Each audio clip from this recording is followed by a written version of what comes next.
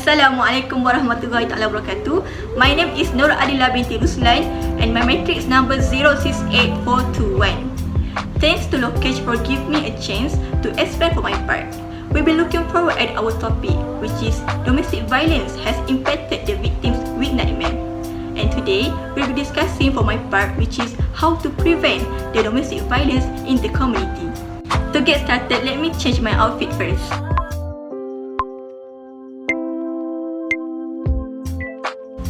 Did you know that there is too many people, including women and men, have experienced intimate partner violence in their lifetime? According to the statistic of domestic violence that happened in our country, anyone will agree that's too many. So if you are asking yourself what you can do to help them, I will tell you the 7 steps to prevent the domestic violence in the community. First of all, we should know the signs. Domestic violence can be happen to anyone, whether you are black, white, young, old, rich, poor, educated or not educated people. But sometimes violence begins early on in a relationship, and other times it takes months or even years to show that your partner may be an abused person. Are you shaking right now? Don't worry, I will share to you the signs or red flags on your partner that you should beware at the first place.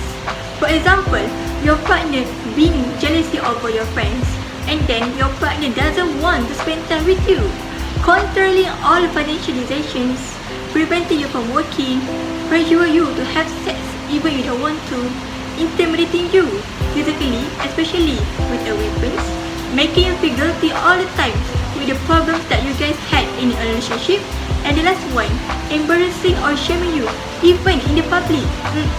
Masya Allah, that's too much.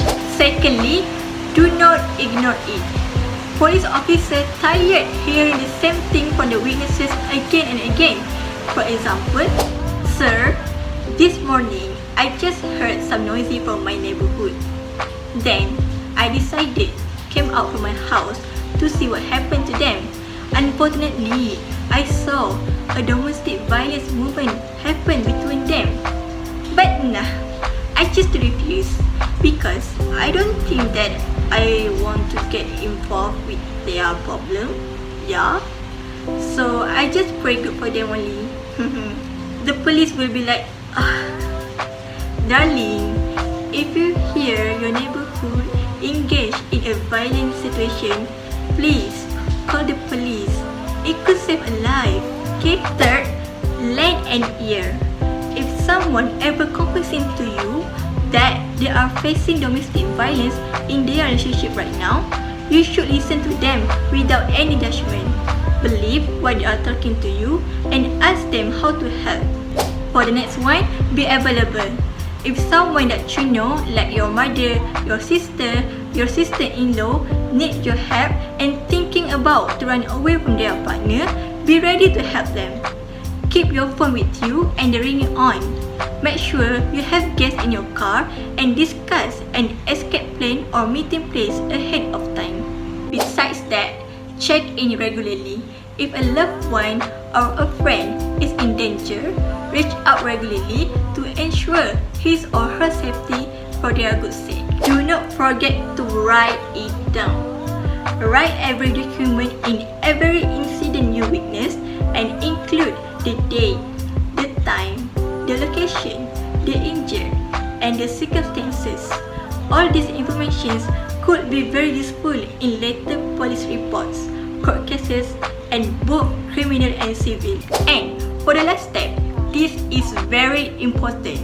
Do not forget to contact the nearby shelters such as Women's Aid Organizations WAO, All Women's Action Society Awam, Women's Center for Change Penang WCC Penang, Talian Kasih, and the last one, Body Bear Chatline. So that was the 7 steps to prevent the domestic violence in the community.